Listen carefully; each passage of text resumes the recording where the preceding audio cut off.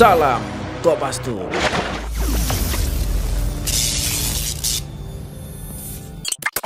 Assalamualaikum warahmatullahi wabarakatuh.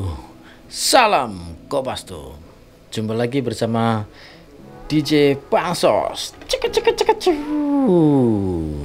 Semoga kita semua dalam keadaan sehat walafiat. Amin. Janji Menteri Perdagangan akan mengungkap mafia minyak goreng pelan-pelan mulai terlaksana. Kali ini Dirjen Luar Negeri Kemendak tertangkap dan jadi tersangka beserta 3 orang lainnya, yaitu para pengusaha minyak goreng. Kita simak pernyataan dari Kepala Jaksa Agung mengenai penangkapan tersebut.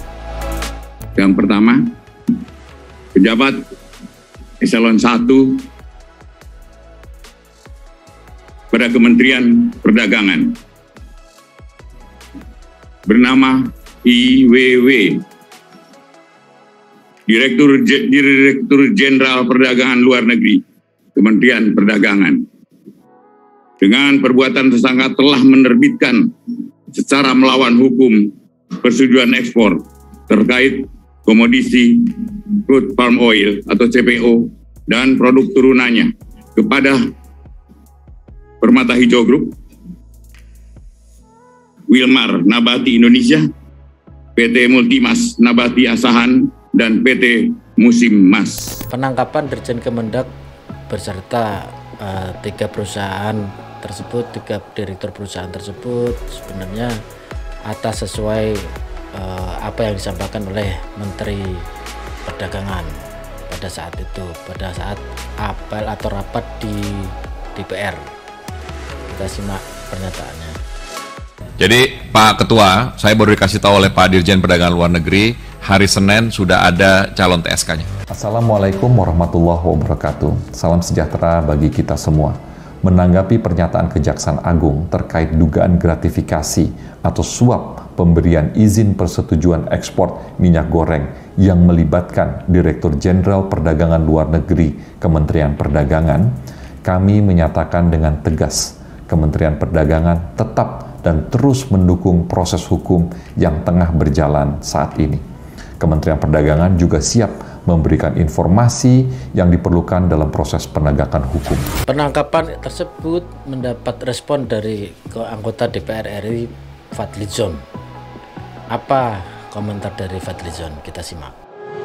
Jadi memang harusnya ditindak dengan tegas. Jadi kita apresiasi langkah dari Kejaksaan Agung dan sebaiknya dibuka rantainya, rantai mafia minyak goreng ini, karena kan pernah disebut sendiri oleh menterinya gitu ya. Nah, juga ditelusuri pihak-pihak yang terkait, apakah sampai di Dirjen atau saya tidak tahu apakah menterinya juga ikut. Kan harusnya secara moral bertanggung jawab. Menteri Perdagangan harusnya secara moral bertanggung jawab dong. Ada Dirjen yang kena, kalau di luar negeri sih sudah mundur gitu ya. Tapi kita kan di sini nggak ada istilah mundur gitu. Jadi perlu reshuffle ya? Perlu reshuffle ya Pak? Apa? Perlu ada reshuffle? Ya menurut saya itu kan penilaian dari Presiden. Ya, kalau ada pembantu Presiden yang dianggap tidak cakap ya di dalam bidangnya dan meresahkan, sebenarnya kan merugikan Presiden sendiri. Itu pernyataan dari Fadlizon mengenai penangkapan staf atau Dirjen Perdagangan Luar Negeri Kemendak. Sebaiknya menterinya mundur, tapi di Indonesia mungkin tidak akan mundur ya. Nah, Presiden Jokowi juga menegaskan bahwa akan tetap diusut secara tuntas. Kita simak pernyataannya. Kita lihat sudah berjalan berapa minggu ini belum efektif. Di pasar saya lihat minyak curah banyak yang belum sesuai dengan hak itu yang kita tetapkan. Artinya memang ada permainan. Oleh sebab itu kemarin dari Kejaksaan Agung sudah menetapkan 4 tersangka urusan minyak goreng ini, dan saya minta diusut tuntas sehingga kita bisa tahu siapa ini yang bermain, ini bisa ngerti. Itu penegasan dari Presiden Jokowi. Nah, mengenai ancaman kasus ini bisa penjara seumur hidup atau pidana hukuman mati. Kita lihat juga undang-undangnya.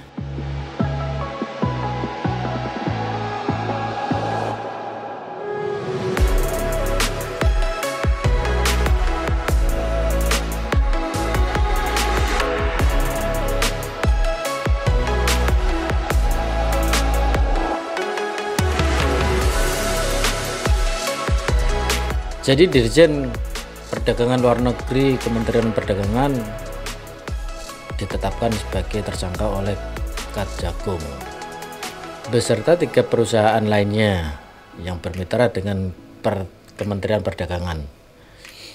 Dari Fadlizon menyampaikan bahwa sebaiknya menterinya mundur. Kemudian dari Presiden Jokowi juga menegaskan bahwa ini harus diusut tuntas. Ada beberapa hal yang menjadi menggelitik saya pribadi, bahwa kenapa penangkapan ini dilakukan oleh kejaksaan, kenapa tidak oleh KPK atau pihak kepolisian. Itu pertama. Sebab saya yakin bahwa peralatan, terus jalur dan sebagainya mungkin lebih lengkap apa yang dimiliki oleh kepolisian, tapi kenapa penangkapan dan penetapan tersangka ini oleh kejaksaan? Mungkinkah ada hal-hal yang lain sehingga harus kejaksaan yang menangani kasus tersebut? Memang sama-sama penegak hukum ya, cuma kenapa tumben-tumbennya bukan dari kepolisian, tumben-tumbennya ini dari kejaksaan? Itu apakah aparat kepolisian tidak mempunyai keberanian atau ada hal-hal yang lain? Itu yang masih menjadi pertanyaan yang pertama. Yang kedua, kalau memang ada dari dirjennya sendiri dari Kementerian Perdagangan yang bermain di situ, mungkinkah ada aktor-aktor lain yang mungkin lebih besar? Kalau hanya Dirjen Perdagangan sendiri, itu saya rasa hanya salah satu dari rantai yang bisa dibilang mafia ya, salah satunya saja. Kalau kartel dan sebagainya, saya rasa ada pihak-pihak atau orang-orang yang lebih besar yang mungkin bermain di sini. Harapan saya dari pihak aparat penegak hukum bisa mengupas tuntas lah. Jangan takut-takut siapapun itu ditegakkan. Mungkin juga bosnya Dirjen Perdagangan Luar Negeri, atau mungkin juga yang lebih besar dari itu. Kita juga belum tahu ya.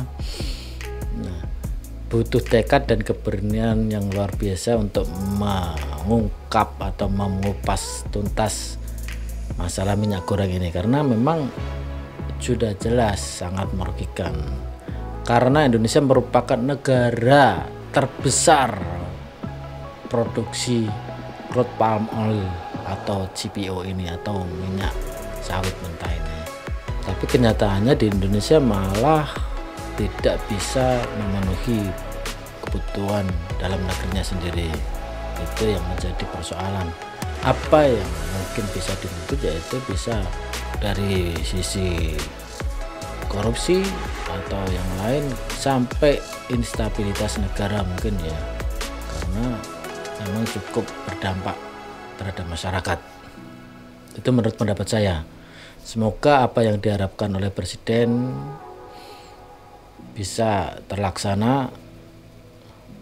Siapapun itu aktor-aktor terbesarnya, semoga bisa segera terkupas, tertangkap. Semoga pihak aparat penegak hukum berani mengungkap semua ini. Terima kasih sudah pantengin video kita. Jangan lupa pantengin video-video kita yang lain yang ada di playlist. Sampai jumpa. Salam Kopastus. Wassalamualaikum warahmatullahi wabarakatuh.